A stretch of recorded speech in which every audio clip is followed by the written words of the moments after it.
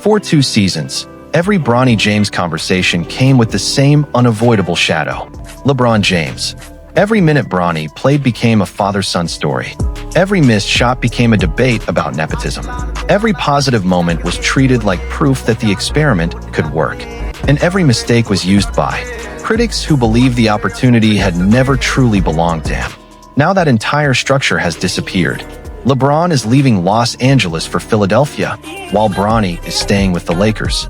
They are not moving as a package. There is no confirmed plan to send Bronny to the 76ers. And for the first time since he entered the NBA, the younger James is about to be judged without his father sitting a few lockers away. That is the brutal reality check. It is also the cleanest opportunity Bronny has ever received. The viral version of this story claims that NBA legends are suddenly lining up to tell him to retire.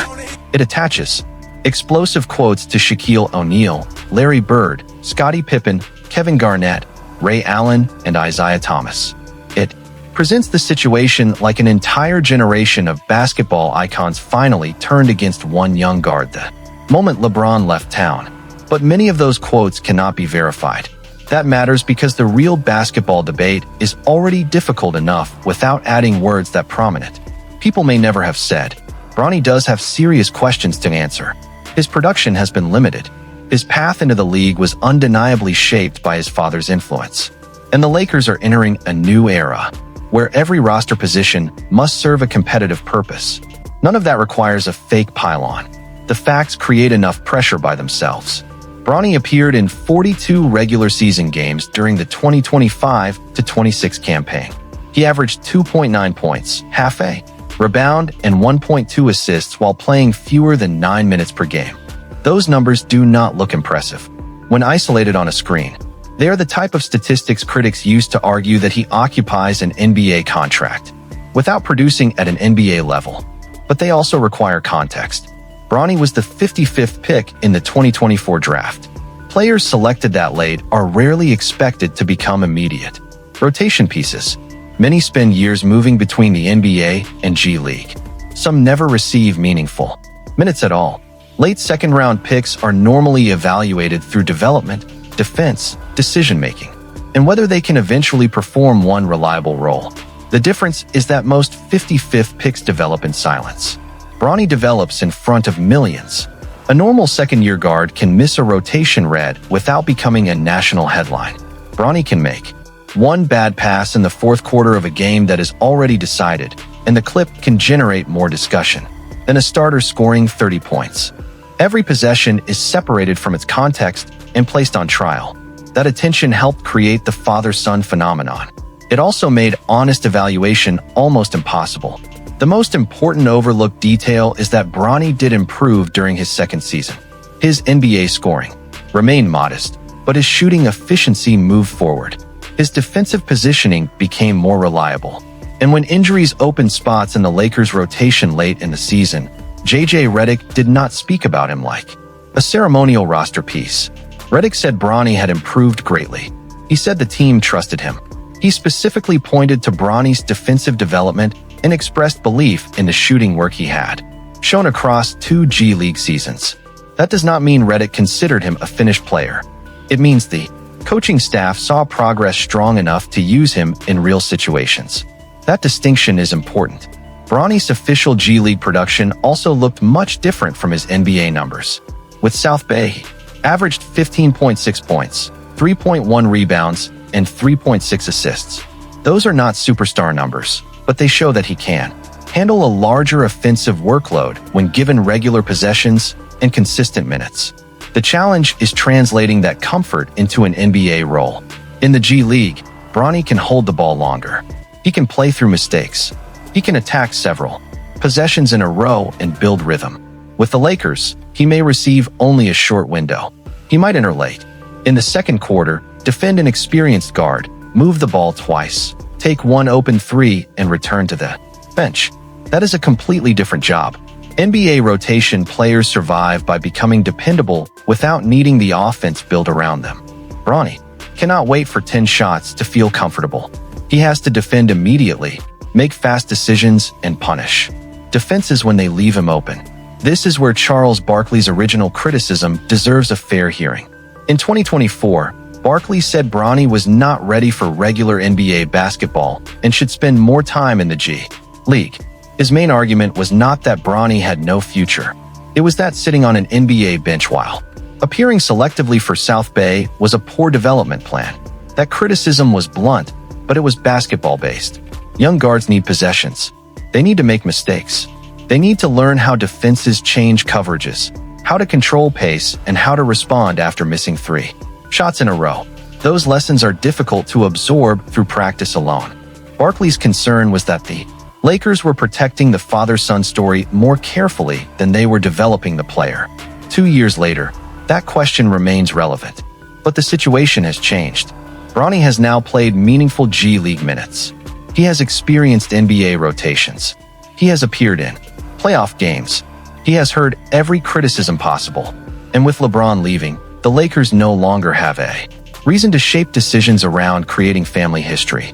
The next decision will be strictly about basketball. That is what makes this moment so revealing.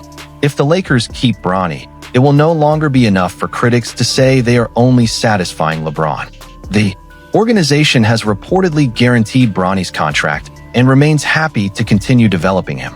Reporting around the team has suggested Los Angeles would require something meaningful before considering a trade. That is not proof that Bronny is destined to become a major contributor. It is evidence that people inside the organization see value beyond his last name. The Lakers are also entering a new competitive structure. LeBron's departure gives Luka Doncic even greater control over the franchise's direction. The roster will be designed around Luka's creation, shooting around him, and defenders capable of surviving high-level playoff matchups. Bronny's job description becomes very clear in that environment.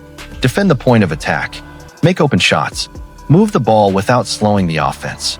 Compete hard enough that the coaching staff can trust him during difficult stretches. He does not need to become LeBron. He does not even need to become a traditional scoring point guard.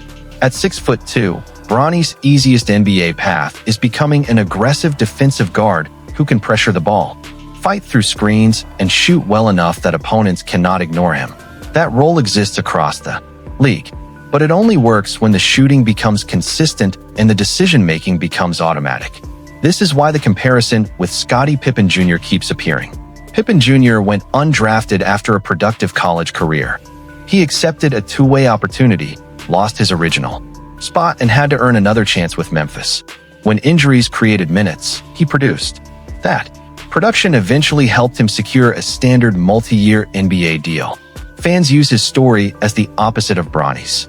One player appeared to receive security early. The other fought through uncertainty. The comparison is emotionally powerful, but it is not perfectly equal. Pippen Jr. entered the league older and with far more college experience. Bronny lost significant preparation time after a cardiac incident and played only one disrupted season at USC. They arrived with different bodies, different games, and different development timelines. Still, the lesson is useful. At some point, opportunity must become production. A famous name can open a door. It cannot keep a player in an NBA rotation forever. That is the part Rob Parker has attacked most aggressively. Parker has publicly argued that Bronny should retire and described his NBA opportunity as something he did not earn. That opinion attracts attention because it turns a complicated development story into a simple verdict. Stay or leave. NBA player or publicity project. Success or failure. Real careers are rarely that clean. Bronny is only 21. Players his age are still in college. Some are entering the league as rookies. Others are spending a second or third season in the G League without receiving anything close to Bronny's attention. Declaring that he must retire after 2 developmental seasons ignores how long professional guards often take to become reliable. But blindly defending him because he is young creates another problem. The NBA does not promise unlimited time. Bronny has already received access, coaching, facilities, guaranteed money, and opportunities that thousands of players would desperately want. The fair response is not to apologize for those advantages or pretend they do not exist. The fair response is to demand that he use them. This coming season must show something concrete. Not one viral highlight. Not a strong quarter during a blowout. Not a preseason performance followed by months outside the rotation. The Lakers need to see a repeatable NBA skill. Maybe it is on-ball defense. Maybe it is catch-and-shoot accuracy. Maybe it is becoming a low-mistake secondary ball handler who can keep the offense organized for 10 minutes. Whatever that skill is, it must become obvious enough that Bronny can be evaluated without anyone mentioning his father. And that is the hidden opportunity created by LeBron's exit. For the first time, Bronny can build a possession that belongs entirely to him. A defensive stop will not be described as a father-son moment. An open three will not be framed as LeBron creating history. A mistake will still receive excessive attention, but the larger question will finally be about whether Bronny can help the Lakers win. That may be uncomfortable. It is also exactly what he needs. The pressure shield is gone, but so is the excuse that everything around him was manufactured for LeBron. If Bronny earns minutes now, those minutes are his. If the Lakers keep investing in him, that decision must survive independent basketball scrutiny. If he eventually becomes a rotation guard, the story will be more meaningful because it continued after his father left. The next step should probably include more G League responsibility, not less. Bronny needs long stretches as a primary creator. He needs to defend the opposing team's best guard. He needs to take difficult shots, make late-game decisions, and learn from failure without being removed after one mistake. Then he must bring a simpler version of that game to the NBA. Defend, shoot, make the correct pass, repeat. The Lakers do not need him to justify LeBron's legacy. They need him to justify a roster spot. That is a much harder standard than creating a historic family moment, but it is also a healthier one. The biggest mistake now would be allowing the online debate to control the development plan. Some critics will call every G League assignment a demotion. Some supporters will treat every made shot as proof that Bronny has silenced everyone. Neither reaction helps him. The Lakers must be honest about what he is. A late second-round prospect with improving skills, limited NBA production, real defensive potential, and an enormous amount left to prove. That description is neither an insult nor a promise. It is reality. And reality is finally arriving without LeBron standing beside him. So the real question is not whether Bronny James should retire because a commentator said so. It is whether he can turn this separation from his father into the moment his own professional career truly begins. Does Bronny have enough shooting, defensive discipline, and confidence to earn a real Lakers rotation role? Or will LeBron's departure expose that the opportunity was always larger than the player was ready to handle? This season will give us the first honest answer.